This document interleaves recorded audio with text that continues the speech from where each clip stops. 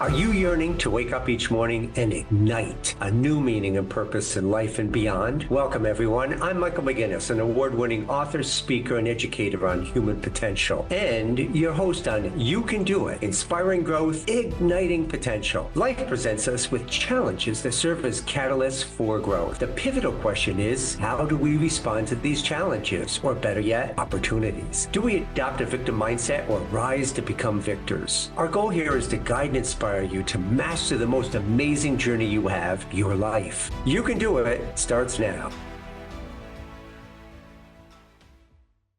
Hey everybody, I'm Michael McGinnis, and happy holidays. And I've got my friend back here. He's watching over my shoulder, right? Just like Santa is, so I better make sure I do a good job, right? You might see him smack me or throw a snowball at me during the show. Anyways, is welcome. I'm excited for today's show because we're going to start moving into storytelling. So much of my lectures and talks revolve around the art of storytelling. Storytelling is really one of the most powerful ways to really transfer a message. Because ever since we were young, we loved stories, and we still do as we go with adults. And this one is titled A Modern Day Vision Quest: Stories, True Stories of Growth, Discovery, and Enlightenment. And it's my journey. And I coined the phrase the modern day vision quest, and you'll hear more of that as we move into the show, maybe even next show, because it really comes from the term vision quest, which was developed really by the Native American Indians, about a phase in life of which they had where the individual would go out of the community for sake of really being able to discover themselves and come back. And very often they would get the name of their name from the experience. And it was influenced for me, particularly by the movie Dances with Wolves with Kevin Costner, who in his character actually learned from the Indians and did his own vision quest. So this is my story of the growth experience along the way. It'll be multiple sessions or podcasts, and it'll be fun because it'll be the stories that are really so profound and can be profound that really be able to share the experience along the way. And I would encourage all of you, for those that are aspiring to really achieve their full potential in life, whatever that may mean, and actually that's part of what you'll discover along the way, you know, to be able to step back and over time consider your own vision quest. Do you have to do what I did? No, but you could do it in so many ways. The importance is doing it. So let's begin by talking about it. Well, for those that know my story, and way back in my early podcast, I talked about growing up in a traumatic background, and that was the wake-up call. Right, it's about age 30 that I realized is that, frankly, it was just so much pain and suffering that I really wanted to do something about it, right? You can either succumb to it or rise up and choose to really to do something about it. And as you know, the early childhood was filled with abuse and trauma, and the outcome of that, as is any difficult setting growing up or dysfunctional setting, is very often elements like low self-esteem, low sense of worthiness, and many other nuances for me, PTSD, etc. And so all of those things surfaced, and I didn't know them at the time. All I knew is that I was struggling in life, and I came to recognize that and said, stop. Well, the beautiful thing is, and shown here, there's a great proverb from Buddhism, and it's, when the student is ready, me, the teachers will come. And these all are concepts that, I mean, they were foreign to me, sounded nice, whatever. But as I grew in my level of awareness and consciousness, as I opened up and really learned about life, in the process of life, and specifically for me about human potential and development, I realized that there really is truth to that. Is when you're ready, amazingly enough, life will provide you that. However you want to characterize life, the greater aspect of life, but whatever is that the teachers will come. And I did. And there were those that came into my life that were very near and dear to me. And it was actually in my workplace. And of all things, it was my manager, right? That really started to talk to me very gentle way, start to really to discuss things. Well, as the image shows here, and you remember the tree, this is the framework I developed, that really encompassed all of these learnings I experienced over the years of research on this topic of human development and potential, which is this framework. What are the phases that we go through to really ultimately to achieve our full potential?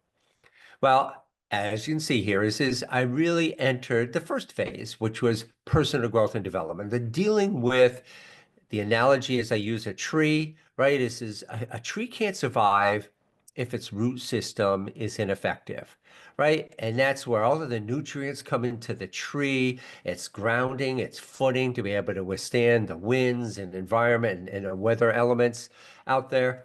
Well, that's analogous to us, is that, we minimize our chance of surviving and thriving, when our own roots, our self-esteem, our psychology underneath really is not in order. And so that's the element I started to venture into. So what did I do? What were some of the first steps? Well, early on, it was through my manager, as I mentioned, that he had this gentle talk with me, and he said, you're doing a great job. There's some things going on. I've had a chance to talk to your employees, and this was some of the feedback that I heard. And again, initially of any hearing feedback, there's what we call the Sarah response: surprise, anger, rationalization, and ultimately acceptance. Well, again, so I was in that surprise. What? Why could they say this? But there was some elements. It's like, I'm not allowing them to participate. It's, my way or the highway. And so these were elements, and then ultimately I chose to do something about it. And through that conversation, he suggested, there's elements here that I just want to suggest to you, that to go and to talk to our employee assistance program. Well, we had a counselor on site, and I did. And I went there and I sat in that seat, that hot seat. That's that first hot seat that I was in. After, of course, I was in a hot seat with my manager at first. But again, how gentle he was, I knew my job and everything wasn't threatened because I was doing a good job, and he just really wanted to help me. Wow, if we could all just be like that and have people like that in our lives. Well, so I talked with the employee assistance counselor, and she was a wonderful person, clearly wise beyond her years. And she started to ask a lot of questions. And, initially it was easier questions to answer. And then she started to talk about my past, ask me questions about the family of origin. And I started that squirming in the seat. I go, why are we talking about this stuff? Right? She saw it. I didn't yet. And so the challenge was allowing me to begin to see that. Well, long story short, is that she said, there's some things here that all I would suggest to you is that you go and pursue some counseling. And I can help. Our program helps to support and even pay for the first 3 sessions, blah, blah, blah. And I did. And so that's, as you see here is I did individual counseling as well as group counseling. And oh God, looking back, it's a suggestion I have for everybody. I mean, it's hard to make that choice. It's hard because you don't want to accept. Our ego wants to fight the fact that we're the problem. You want to blame others, right? That's that point where we're a victim. But through those conversations, there was something about me, right, that I was ready. When the student is ready, the teachers will come. And in this case, the teacher was my manager and now the employee assistance counselor.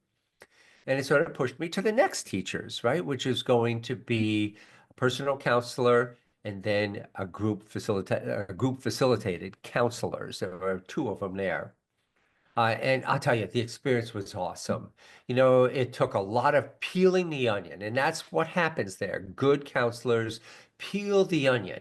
Clearly, the employee assistance counselor was able to see something to be able to begin to bridge us back to the past. Because I never acknowledged, I never talked about anything in the past, but she could tell later. She told me about my body language, the squirming in the seat, that something was going on.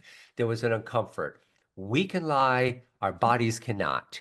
And that's what they pay attention to. Good attorneys do that in the courtroom, right? They look and monitor the body language as much as they do what you're saying. Well, so any case is I started that process and the process of peeling the onion, and it came to a lot of what were the root causes that I've had to deal with a lot then. I still deal with some of those things today, root and elements and causes that related to the past and dysfunction, related to self-esteem, not feeling worthy, fears, fear of abandonment, fear of being alone, a number of these elements that come from being raised in a dysfunctional family. But you don't have to be in a dysfunctional family to experience challenges and issues. So I would always encourage you to really to go out and find somebody to be able to work with. I still do. I still have a counselor, and every other month I still visit just because it's great to have somebody, a professional, as a part of my team. Just like we have a doctor that we go to, on a somewhat regular basis or as needed.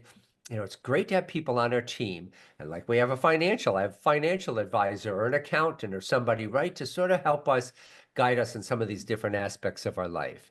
Well, that's the important lesson here too, is to really to do that and have this team there and ready when needed. You got to open up to this and you've got to be willing to take that hard look within. And some of my early podcasts really talked about that. Well, it didn't stop there. I started to grow, I started to develop, but through work, I was really fortunate. The company had paid, again, because I got a great team of my manager and the counselor, and they suggested, based on what I was discovering, and I was open to them about that, the NTL Institute, National Training Lab Institute. It was up in Bethel, Maine, and I had a chance to go and attend what was called the Human Interaction Lab. Well, man, was it profound. And here I'm going to take a little more time, sort of talk through these elements, and then utilize multiple podcasts to really to go into the experience. I sort of got the start going. There's probably a lot more I could talk about counseling and therapy, but let's really continue to talk about a little bit more in depth the stories, right? The amazing experiences now in reflection back of how important these were in my journey. Well, it was in this experience. It was called the T Lab.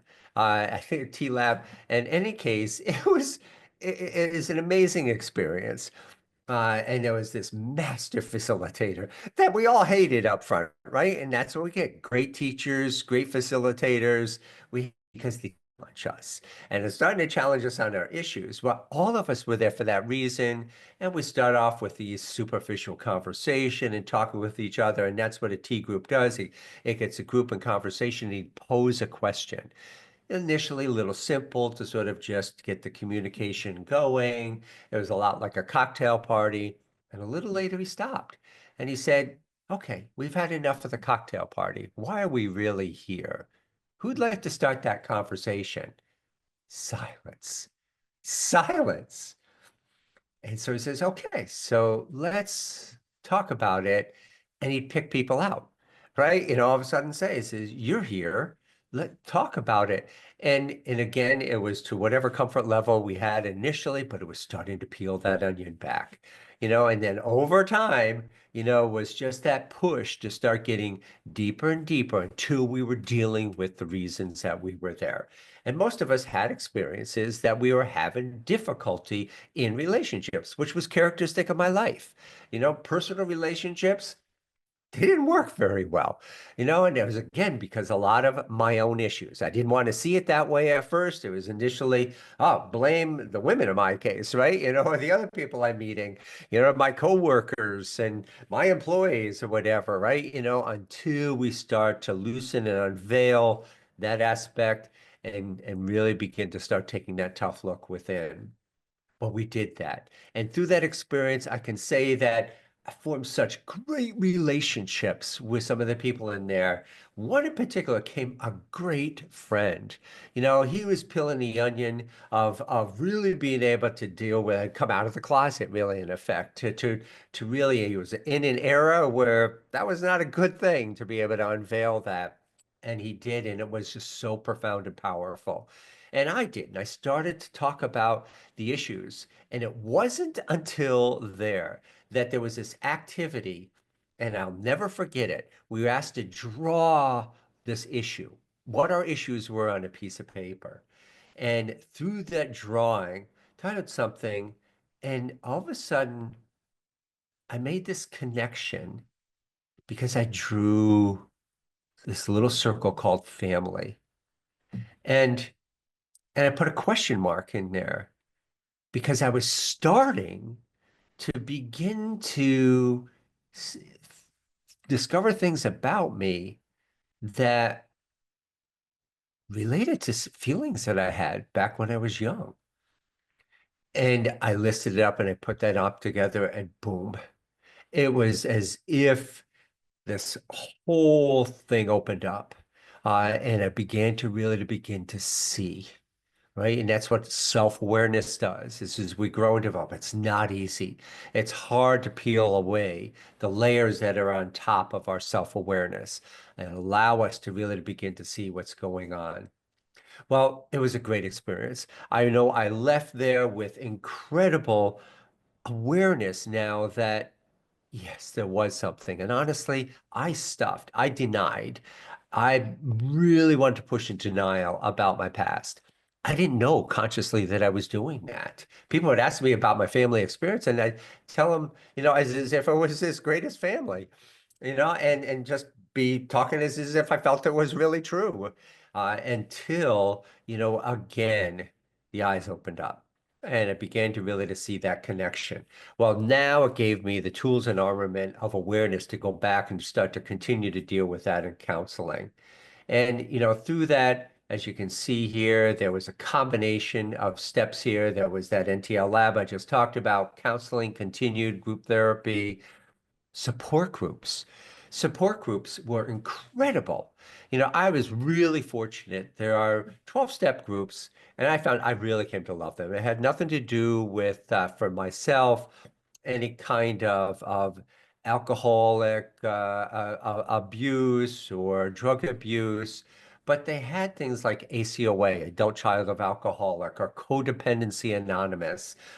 And I started to attend those groups. And there was one, it was so lovingly called the lunch bunch. And it was at lunch, so I was able to fit it in like everybody else did, during that noon hour. And of course, that was a time where you really had an hour for lunch, which I'm not sure if there is that exists anymore. But in any case, is we did. And fortunately, it was close enough by.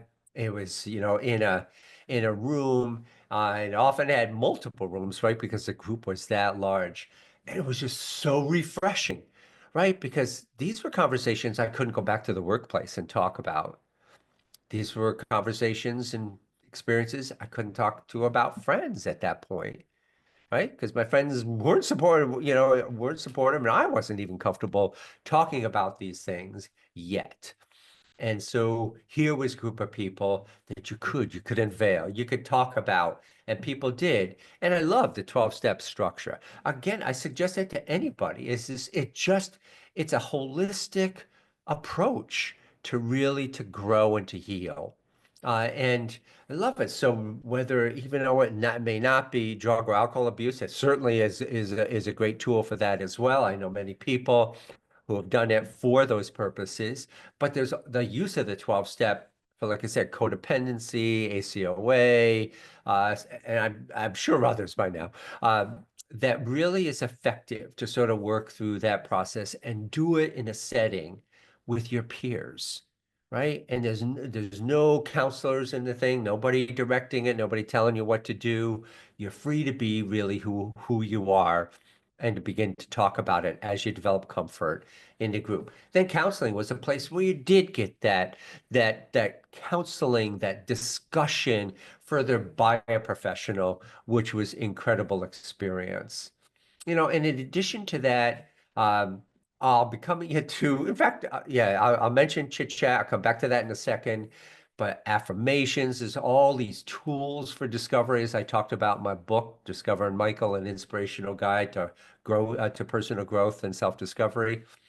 And uh, all of these tools, many of them free, that I started to use affirmations. And a powerful thing. I did a podcast with Candace on that for affirmations. Check that out.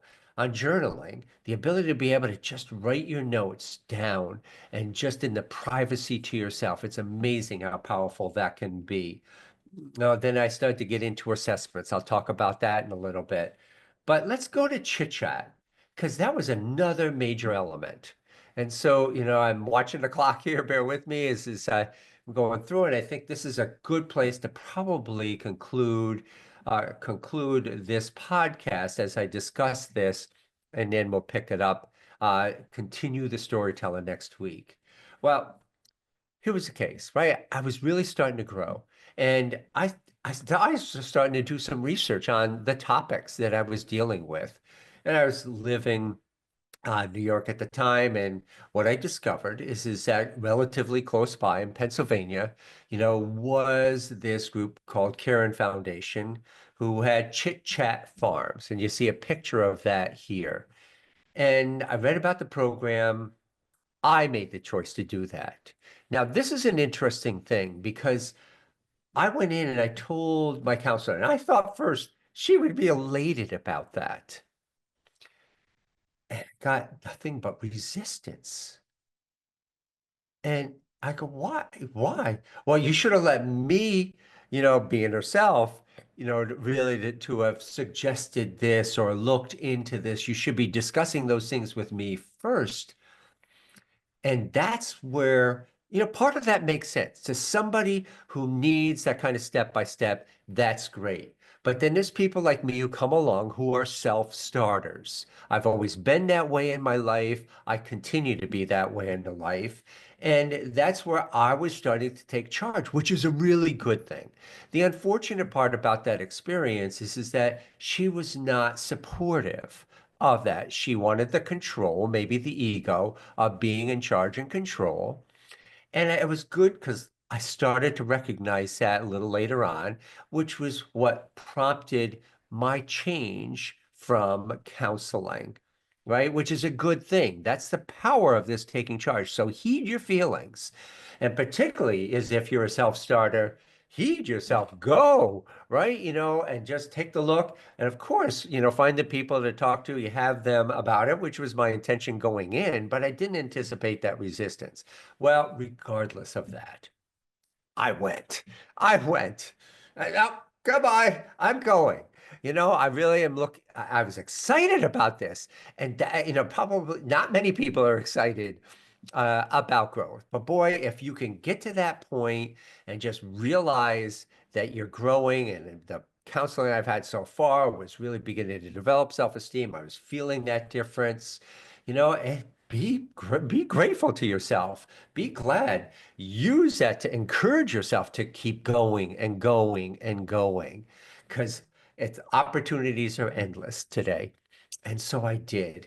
And I went into chit chat, and you basically you sign paper to voluntarily check in, right? And that's it. You're agreeing to not leaving the facility. You can walk the grounds, but there's limitations of where you go into grounds. At least it was at that time, which was a good thing, right? And so I needed that level of structure. And there they had this one-on-one counseling, and then the group again was profound, right? Now we're starting to get deeper into issues, right? And so here's where they recognized within me, and each of us was different, that I was harboring a lot of anger. I didn't want to acknowledge that at first. I didn't want to, right? Who does, right? We don't want to see these things in ourselves. But it was through the experience and, the intensive work that wears you down. And that's part of its purpose. And in wearing myself down, I just finally acknowledged when the counselor asked him, I'll never forget it. Mike, you appear angry. I'm not angry, I said, initially in the beginning. But yet, what he was able to observe is that tension in my body. Again, the body not lying. Well, eventually, I started to acknowledge that. And they had this one activity which was so profound in my life, and it was using the Nerf bat, where you went in and the whole group was around you. Each one was showtime, right? Dealing and acknowledging with their challenges in life in the context of a group. Boy, did it bring us together again. Another great experience of how we came together so close as a group. I cannot do it myself, as the saying goes, but I must do it alone. And that was the encouragement there. Well, I did. I was scared of myself in terms of how much anger came out. And there were things I never realized, of what was bothering me. I had harbored that. And as I realized later on, that likely, if I didn't do that, was a death sentence, right? That's where heart attacks are born, right? This anger doesn't go by itself. It doesn't vanish. It stays within and it raises havoc with our system and our psychology, everything. And that's what can cause heart attack, stress, disease, strain, all these elements, in our life. And it felt so relieving, frankly, to be able to do that. Well, that was just the beginning. It gave me a tool also to learn how to deal with anger in a healthy way, right? These are all elements that is part of the learning of the growth process. In our society, we don't accept anger, right? We expect that you don't portray anger on the outside. So what do we do with it? Well, you learn the tools to be able to deal with it in a healthy manner. And again, that's why I utilize groups and professionals to really to help guide me on that process. It was profound. It really was a great experience. I left there with so many realizations in terms of what had happened, how my family experience directly tied to the kind of issues I was experiencing, and verbiage, words now to start to describe it, the PTSD, the abandonment, the self-esteem, these elements that now started to give me a greater self-awareness and understanding. It was giving me now the tools to go back, and when I came back to counseling, it was like I had zoomed ahead 20, 30 sessions. In fact, I got that feedback from the group. It's just like, wow, it's just like you had 20 or 30 sessions in the group, and now you've come back to join us and you're so far ahead. And so I began to suggest, this whole foundation and Chit Chat Farms to others as well. And some did. Well, we're closing in on the end of the podcast, and this is just the beginning of the storytelling. And next week, we'll begin with sort of the entry into the next phase, right, which is self-discovery. You can see that on the image here. And this was the research I did through the years of my work that really consolidated this aha. And it wasn't just me, it was realizing that this is how others were all going through this. And this is one of the key frameworks I use to really to help others and help to instruct others too, in terms of being able to get through this process of growth. Well, and this is going to come into another profound level, right? So I've sort of from this collectively dealt with the personal growth phase. As I came out of this, I was able to stand on my own 2 feet and be able to navigate things like work, even relationships a little bit better. Still had work to do. But the next phase of self-discovery is, but who am I? And we'll talk about the process that unfolded, because I wasn't thinking about doing it, but how it naturally unfolded. So everybody, the biggest thing that I can share here is that we all have challenges and issues. The most important thing is to be able to confront them. The longer we stay in denial of these things, the more they'll hurt us along the way, and the more they'll inhibit us from enjoying life. Until next time, Michael McGinnis with You Can Do It. Happy holidays, everyone. I'm Michael McGinnis, and you've been listening to You Can Do It, Inspiring Growth, Igniting Potential. Tune in every second and fourth Friday at 9:30 a.m. Pacific Time on Transformation Talk Radio. As a recognized educator, author, and speaker on human potential, let's learn together how to make the most out of this life and to put a ding in your universe. This is the incredible journey of personal and spiritual growth, self-discovery, and enlightenment. For more information, visit growhumanpotential.com.